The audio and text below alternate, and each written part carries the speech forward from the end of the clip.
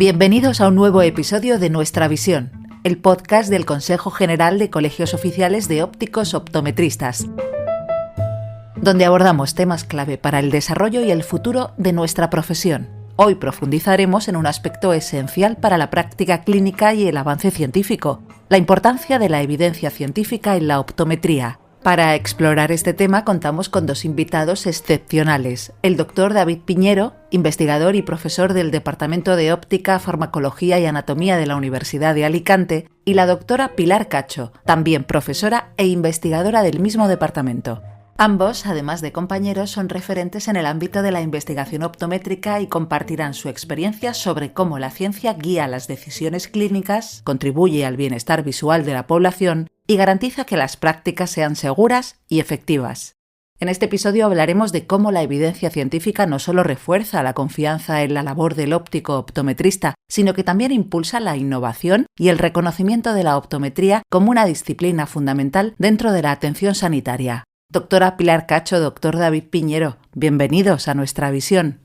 Hola, muchas gracias. Buenas, muchísimas gracias por la invitación. ¿Qué es exactamente la optometría basada en la evidencia y cuáles son sus objetivos principales? Bien, pues la optometría basada en la evidencia es un enfoque que combina tres elementos esenciales, que son la mejor evidencia obtenida de la investigación con la experiencia clínica y los valores del paciente. El objetivo principal de esta optometría basada en la evidencia es fundamentar la práctica clínica diaria del optometrista en estudios científicos de alta calidad metodológica que representen de manera precisa el conocimiento actual en este campo. Por tanto, esta práctica nace precisamente de la lógica científica, siendo un concepto muy claro, es decir, hablamos de actuar, de tomar decisiones clínicas basándonos en la fuerza de la evidencia estadística frente a actuaciones basadas en otras informaciones que en ocasiones pueden ser anecdóticas o de escasa calidad metodológica, como por ejemplo la toma de decisiones clínicas basadas en la opinión, en la narrativa, en conferencias o investigación de mala calidad metodológica. ¿Por qué es importante fundamentar las prácticas optométricas en el estudio científico? En líneas generales, creo que es importante porque permite la prestación de unos servicios de calidad. Por un lado, realizar esta práctica clínica basada en la evidencia es beneficioso para los pacientes, porque mejora la calidad de su atención. Garantiza que las decisiones clínicas que toma el optometrista se basan en una información de calidad, fiable, que hace que ese aspecto, por ejemplo, bien sea de la prevención, de la causa de una condición, del diagnóstico o el tratamiento que se esté realizando, se adapta a las necesidades específicas de dicho paciente. Y por otro lado, para los optometristas, el uso de la evidencia científica legitima nuestra práctica profesional. Si nos basamos en una evidencia sólida, reducimos esa variabilidad que a veces existe en la práctica clínica, mejorando el razonamiento del clínico en su toma de decisiones. De hecho, esta actuación hace que se aprenda a ser escéptico sobre distintos aspectos de la práctica clínica tradicional. Y al final, el hecho de que un paciente vea que el optometrista está actuando en base a la evidencia científica promueve su confianza en la actuación clínica del profesional en el diagnóstico o tratamiento que le esté ofreciendo. Sin embargo, uno de los desafíos es el tiempo y los recursos que requiere mantenerse actualizado dada la cantidad de literatura científica existente. Hablando de literatura científica, ¿qué tipos de estudios son los más relevantes cuando se habla de optometría basada en la evidencia? En la optometría basada en la evidencia se priman los estudios que proporcionan la información más robusta, pero no todos los estudios existentes proporcionan el mismo nivel de evidencia científica y por eso es importante saber diferenciarlos. Si pusiéramos en una pirámide todos los tipos de estudios que existen, en la cúspide estarían las revisiones sistemáticas, que bien pueden incluir un metaanálisis o no. Una revisión sistemática es una revisión de toda la literatura científica sobre un determinado tema que utiliza métodos explícitos para buscar sistemáticamente los estudios relevantes, evaluarlos de forma crítica y sintetizar su información. Podría decirse que una revisión sistemática lo que hace es mirar con una lupa toda la información científica sobre un tema. Y cuando los estudios lo permiten y se puede utilizar métodos estadísticos para combinar esos resultados de los estudios, es cuando se habla de un metaanálisis. Por tanto, podríamos decir que la revisión sistemática lo es todo, y el metaanálisis es solo la parte estadística que lo que pretende es ofrecer la magnitud del efecto global. Estas revisiones sistemáticas son herramientas muy útiles porque al sintetizar los hallazgos de múltiples investigaciones permiten obtener conclusiones fiables. Pero cuando se habla de estudios individuales, los datos más robustos los proporcionan los ensayos clínicos aleatorizados. Estos son estudios en los que los pacientes son asignados, por un lado, a un grupo experimental, que es el que recibe la intervención que se esté estudiando, y por otro, a un grupo control, que se refiere al grupo de sujetos que recibe una intervención para contrastar los resultados con el grupo experimental. En los ensayos clínicos, el uso del placebo es generalmente la intervención de control, aunque cabe señalar que en ocasiones el grupo control recibe otro tratamiento con el que comparar. En cualquier caso, lo importante de estos ensayos clínicos aleatorizados es, por un lado, que la asignación de los pacientes a esos dos grupos se hace de forma aleatoria y esto permite eliminar cualquier error en el estudio. Y por otro lado, el elemento esencial del ensayo clínico es la existencia de un grupo control al que se le da un tratamiento placebo.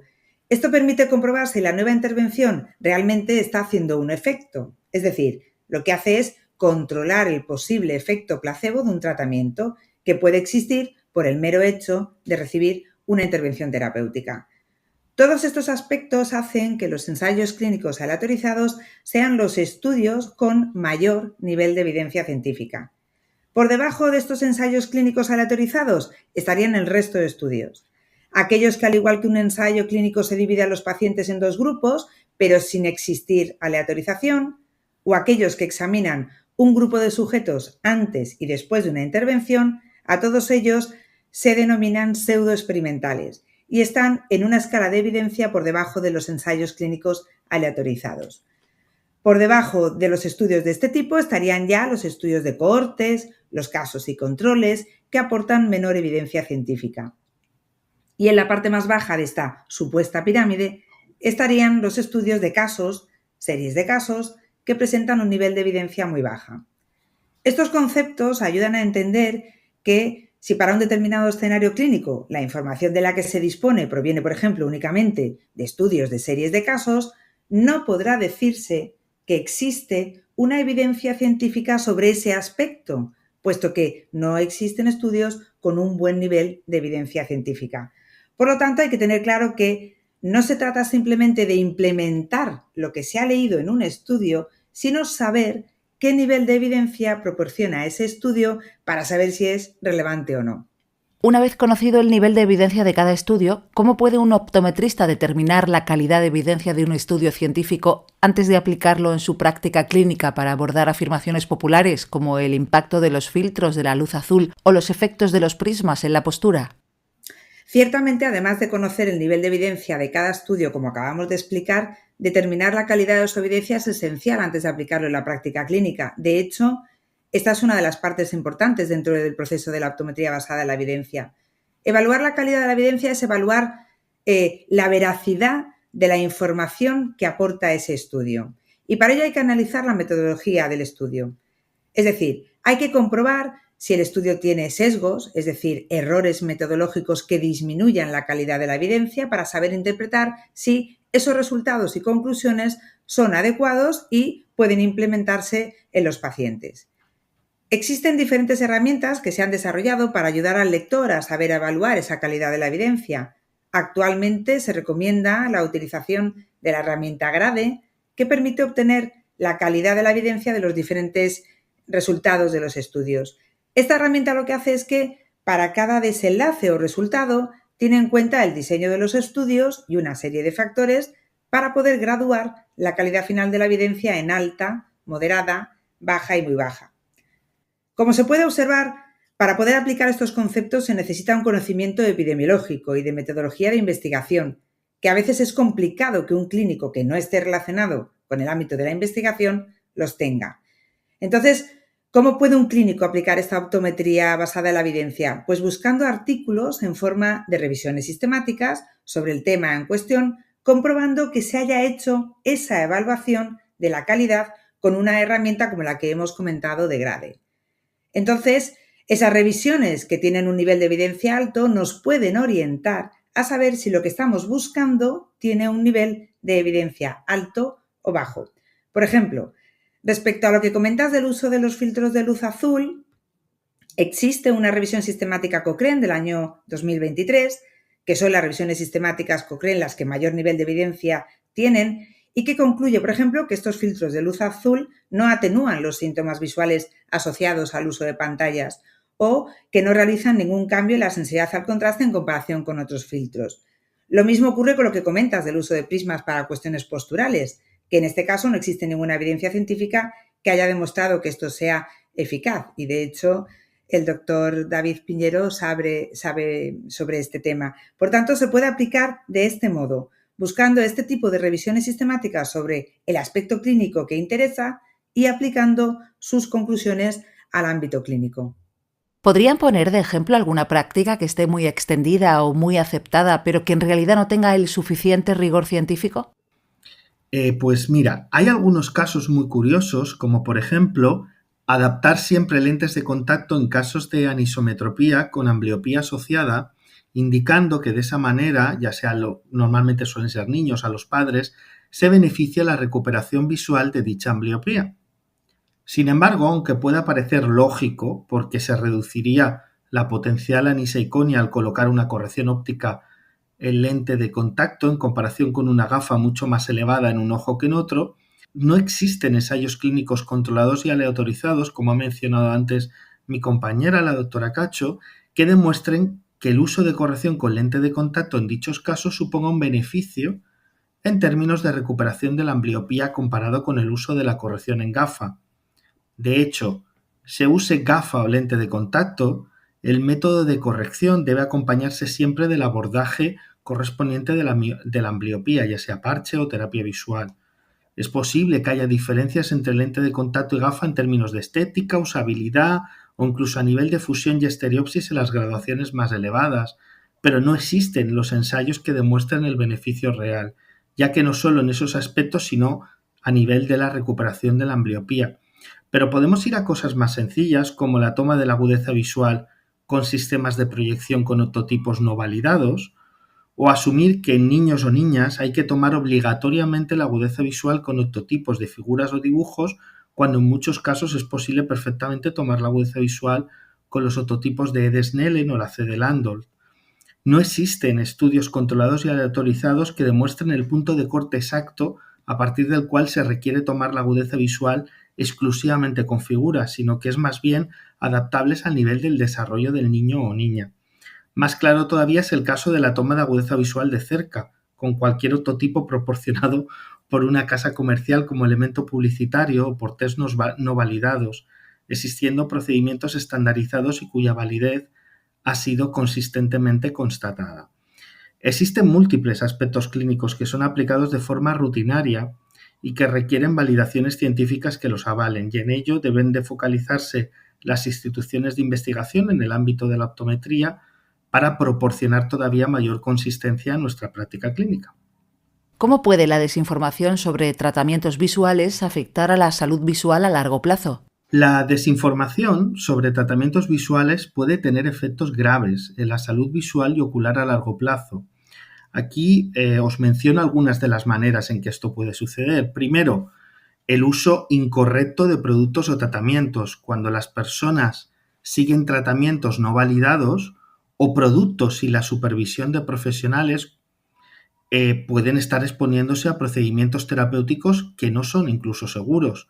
Esto puede empeorar las condiciones preexistentes e incluso favorecer la aparición de complicaciones o efectos adversos no esperados. En segundo lugar, el retraso en el diagnóstico o tratamiento adecuado. La creencia en mitos o recomendaciones sin ningún fundamento puede hacer que las personas eviten buscar ayuda profesional cuando verdaderamente sí tienen problemas visuales. Esto puede retrasar el diagnóstico de condiciones que pueden afectar significativamente a la función visual e impactar en la calidad de vida e incluso la autonomía del paciente. En tercer lugar, el empeoramiento de la condición visual u ocular. Algunas personas influenciadas por dicha desinformación pueden optar por tratamientos, vamos a llamarlos no convencionales, que no tienen evidencia científica de su eficacia. En lugar de mejorar la salud visual, estos tratamientos podrían empeorar la condición ocular o visual, provocando más daño. Y por último, la desconfianza en la optometría y su práctica.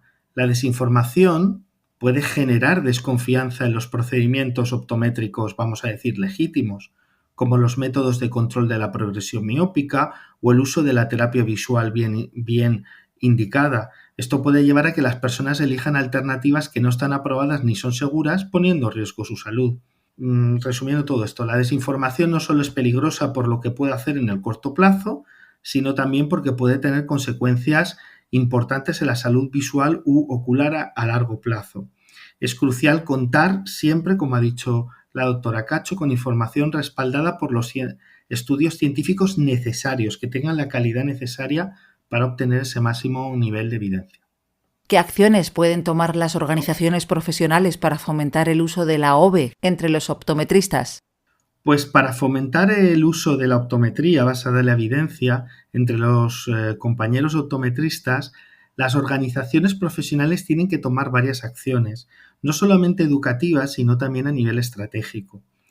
Por ejemplo, primero, la educación continua en los programas de formación. Las organizaciones pueden ofrecer programas de educación continua y talleres centrados en la importancia de la optometría basada en la evidencia, algo que ya se hace. Estos programas pueden incluir casos clínicos basados en la evidencia, la revisión de investigaciones actuales y la actualización sobre nuevas tecnologías o tratamientos. Luego también la facilitación, el facilitamiento del acceso a recursos de investigación, pues facilitar el acceso a publicaciones científicas, bases de datos y recursos educativos para que los optometristas se mantengan al día con los avances y hallazgos de la investigación optométrica. A día de hoy esto es fácil porque muchos de ellos son de acceso abierto. Esto puede incluir, en algunos casos, suscripciones a revistas académicas, acceso a conferencias o foros de investigación y la promoción de las plataformas donde se comparten esos estudios recientes. En un tercer lugar, algo que también se está haciendo es la creación de guías clínicas basadas en la evidencia. Desarrollar y distribuir guías clínicas actualizadas que sigan los principios de la optometría basada en la evidencia creo que es muy importante. Estas guías pueden incluir recomendaciones sobre diagnósticos, tratamientos y gestión de distintas condiciones visuales, lo que ayuda a los optometristas a tomar decisiones informadas y coherentes con los mejores estándares de la práctica. Cuarto, y esto también se hace a nivel universitario, fomentar la investigación profesional, incentivar a los optometristas a participar en la investigación científica mediante la creación de fondos de apoyo, también becas y colaboraciones con universidades o centros de investigación. También promover la idea de que los optometristas también pueden contribuir activamente a la generación de esa evidencia científica. También yo veo interesante el desarrollo de programas de certificación. Implementar programas de certificación que premien, vamos a decir, a aquellos optometristas por su compromiso con la práctica basada en la evidencia. Estos programas pues, pueden incluir módulos de aprendizaje específicos que validen el conocimiento y la aplicación de enfoques científicos en la optometría.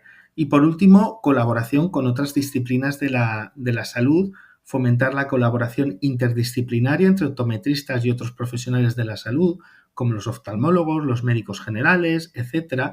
Y esto puede crear un ambiente de trabajo más informado y basado en la evidencia, donde se compartan mejores prácticas y enfoques de tratamiento. Y por último, ¿a quién beneficia el que no se siga una práctica optométrica basada en la evidencia?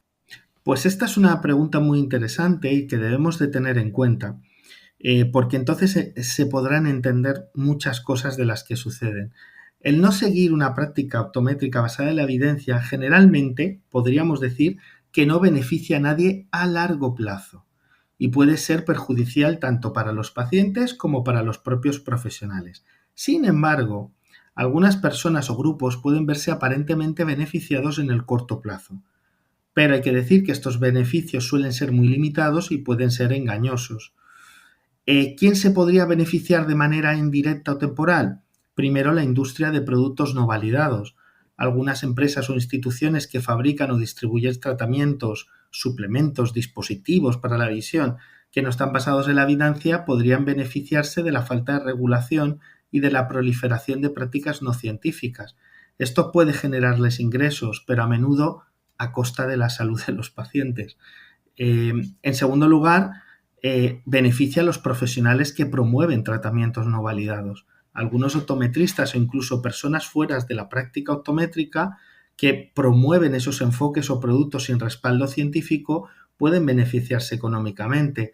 Esto podría incluir a quienes venden tratamientos o dispositivos sin evidencia de su eficacia, pues aprovechándose de la confianza de los pacientes. Y también esto beneficiaría o le daría la solución a aquellos pacientes que buscan soluciones rápidas o alternativas o milagrosas, y eso no existe. En algunos casos hay pacientes que buscan una solución rápida a sus problemas visuales y pueden sentirse atraídos por estos tratamientos no basados en la evidencia que prometen resultados inmediatos o poco convencionales. Aunque esta solución sea temporal y no eficaz, puede parecer atractiva a corto plazo. Sin embargo, estos enfoques a menudo ignoran riesgos y no abordan problemas visuales de manera sostenible. Ahora, quiero decir que a pesar de estos posibles beneficios que mucha gente cree que tenemos en el corto plazo, la falta de una práctica basada en la evidencia es perjudicial para los tres. Explico. Primero, para los pacientes, ya que no recibir tratamientos adecuados, hemos dicho que puede empeorar la salud visual, llevando a condiciones que podrían haberse tratado correctamente si se hubiera seguido el enfoque adecuado.